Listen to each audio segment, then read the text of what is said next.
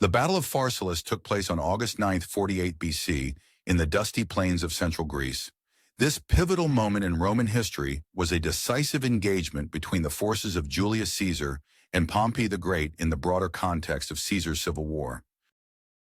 This battle not only shaped the future of Rome, but solidified Caesar's power, fundamentally altering the trajectory of the ancient world. In the years leading up to the battle, tension had been simmering between Caesar and Pompey, two of the most powerful leaders of the Roman Republic. This tension manifested as Caesar crossed the Rubicon in 49 BC, defying the Senate and populating the air with seeds of conflict. The once allies found themselves on opposing sides as the Republic teetered on the brink of ruin. Pompey, a celebrated general with a reputation for sound military tactics, commanded the Senate-backed forces. He had the advantage in numbers with a massive legion of well-trained soldiers, reflecting the belief that his forces were better equipped and ready for battle. Yet Pompey faced internal issues, with subordinates growing anxious and frustrated with his cautious approach. Meanwhile, Caesar, known for his relentless ambition and audacity, led a smaller but fiercely loyal army. His men were battle-hardened after numerous campaigns and deeply trusting of his leadership. In addition, Caesar's charisma and strategic genius often meant the difference for his troops on the field. On the day of battle, the morning sun peeked over the horizon, revealing the two armies aligning for combat.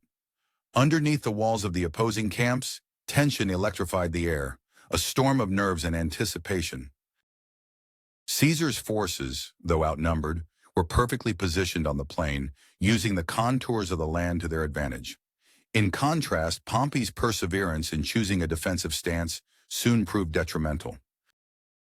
As the battle commenced, Caesar employed his characteristic strategy of rapid movement and psychological warfare.